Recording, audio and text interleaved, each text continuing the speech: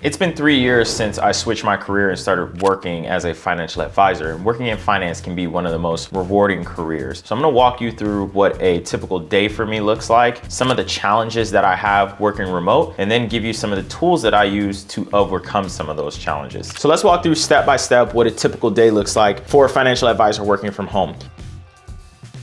The beautiful part about being a financial advisor is that you can structure your day any way you see fit, and it needs to fit how you work as a professional. Not every professional works the same, but the beauty of it is working from home, you don't have to fit your day into a 9 to 5 box at an office. You can structure it in any way you like. So what I like to do is begin my day around 7 to 8 o'clock and use that time from 7 to 10 o'clock to warm myself up spiritually, mentally, and get my body ready to perform high functioning tasks. I like to look at this like an athlete. When you're an athlete, you just don't go out there and start playing the game. Yet the athletes are paid a lot of money to perform at a really high level in a short period of time. No different being a financial advisor. So during this period from 7 a.m. to 10 a.m., I wanna wake up, eat breakfast, get my body stretched, take my dog on a walk, catch some sunshine, and also take some time to do what I call water cooler talk. When you're working in the office, oftentimes when you begin the day,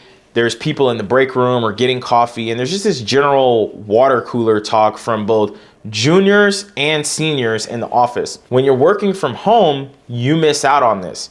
The beauty of it is, in my day, I replaced this with some of the best business minds in the world. There's plenty of videos on YouTube from prominent business leaders in your industry and outside of your industry that you can turn on for 15 to 30 minutes and listen to them speak and replace that water cooler talk. And I like to start my day with this because it gives me a positive mindset, it helps me focus, and it helps me get warmed up and calibrate my mind for the day. My next block of time is from 10 to 2. So I like to condense all of my meetings into this 4-hour block because it helps me get control of my schedule and it helps me perform at a high level for a short period of time like that athlete.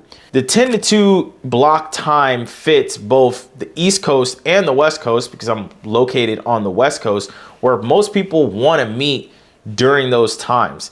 That's in the meat of the day, and also it's a short period. So when I first started out, what my day would look like is there'd be like meetings all over my calendar during the day, and I had no control. It's like one day you have a meeting at 8 a.m. in the morning, and then the next day, meeting at 4 p.m., and it doesn't allow you to get any type of consistency where your brain can adjust and know that during this period, I need to be warmed up and focused. So I put all of my meetings into this 4-hour time block, and I know that for 4 hours, I need to be intensely focused on what I'm doing. Now, every day, I may not have meetings from 10 to 2. Some days you have a lot of meetings, some days you don't. And so I can fill in client work during this time period. But generally speaking, I want to use this time for meetings and then just be available to talk to colleagues, help them out with different issues. The next time period is from 2 to 4.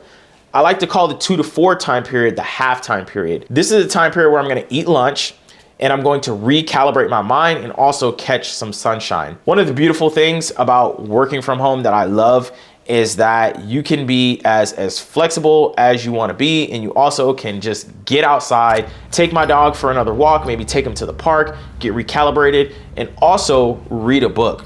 Reading to me is extremely important. I like to put it in my day every single day where I'm reading some type of professional development book that's going to help move me along as a professional, whether it's a financial advisory book or a psychology book or a book about presenting, just something that's going to help me bring myself to the next level as a professional. My next block of time is from 4 to 6. Now this 4 to 6 period is very strategic because I like to do all of my deep work in this 2-hour block. And this is very strategic, especially for me being on the West Coast. Most clients are not gonna wanna meet later in the evening. If it's on the East Coast at 4 o'clock, it's 7 o'clock. And then if it's on the West Coast, they're just getting out of work. So more than likely, you're not gonna have meetings during this time. So this allows me to do client-focused deep work uninterrupted.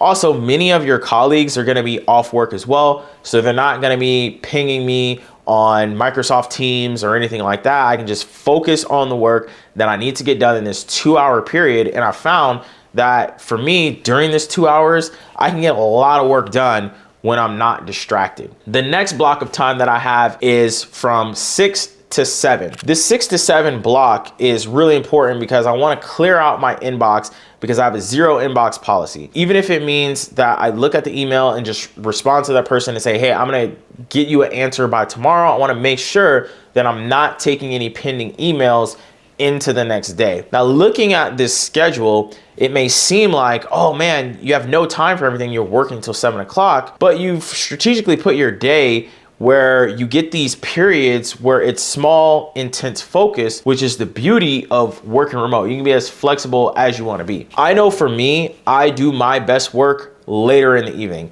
I do not like waking up and doing deep focus work at 8 a.m. or taking a client meeting at 8 a.m. where my mind is just not there. I can turn it and just work later in the day where I get the best work done and use some time during the day just to catch sunshine, walk with my dog, and do other things. So now that you know what a typical day looks like for me, let's talk about some of the pros and cons and the reality of working from home as a financial advisor. You get the flexibility to travel and work from anywhere. There's no limits to where you can work from. If you have an internet connection and a computer, you can get the work done and connect to Zoom. Next is that you have unlimited income potential.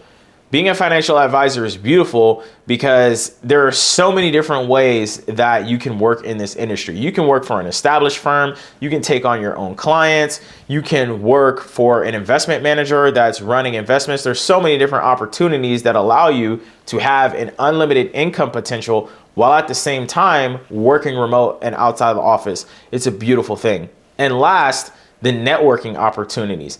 As a financial advisor working remote, there's plenty of different events that are going on in the city. There's lunches that are going on. I get reached out by a lot of investment managers that just want to meet up and network. So you have the flexibility to attend these networking events and not be stuck in the office where you can't get out and just meet other professionals and learn how they're running their practice and doing their business.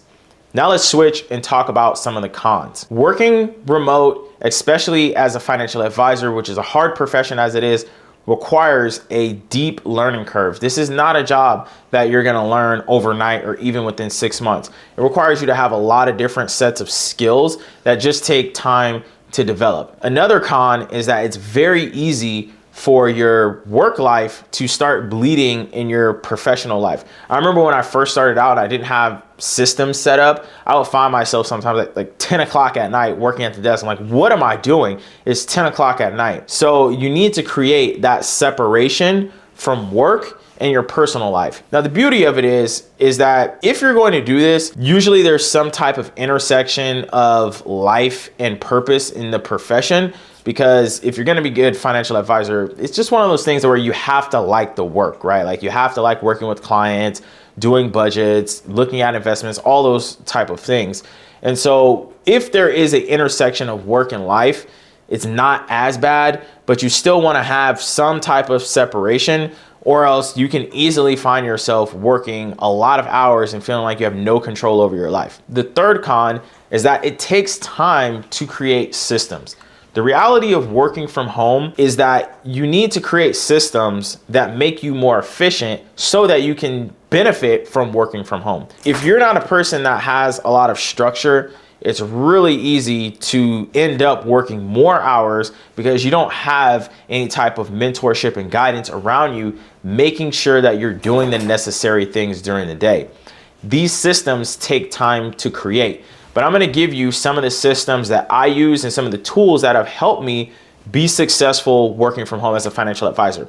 The first tool that I like to use is a tool called Notion. Notion is a productivity app that allows you to create task lists, dashboards, and productivity applications that make you more efficient in the tasks that you're doing. So I created an easy task list that I put into Notion, and every time I have something to do for a client, I put it on the task list and I attach a date to it. And that's key. You always want to attach a date to something. That way it holds you accountable and it's just not something that's lingering out there. And Notion helps you keep track of this all in one place. The second tool that I like to use is a tool called Plod. Plod is an AI recorder. You can download it on your desktop, and it allows you to record your thoughts as you're going along and then brainstorm, and also record conversations that you can go back and read. I know for myself, I am terrible at listening and taking notes at the same time. So Plod has completely changed my efficiency at work, because when I'm having a conversation or brainstorming out loud, I can put my thoughts into Plod and then go back and read them and make sure that I'm completing all the tasks that I need to complete. The third efficiency tool that I use is very simple. Do not multitask. I found when I try to multitask, I'm much less productive, especially working from home. So when I'm focusing on client work or my time blocks during the day, I want to respect my time blocks, and I don't want to multitask during that time. So if it's my time to take client meetings, I don't want to be focusing on something else. I just want to laser focus on my client meetings so that I can perform at a really high level. If it's my block from 4 to 6 and I'm doing deep client work, I want to focus on deep client work. I don't want to be focusing on Microsoft Teams or doing other things, because it takes away from my efficiency. Now, working as a financial advisor can be a great career to escaping that same 9-to-5 grind, and also reclaiming your time and freedom so that you can earn a great income and be flexible at the same time. So I'm curious to know, what has your experience been working from home as a professional, and are you looking to enter a career where you can work from home? So now that you understand what my typical day looks like as a financial advisor, I want you to check out my video where I talk about before I was a financial advisor and how I tried trading like a hedge fund manager that led me into becoming a financial advisor and choosing this career.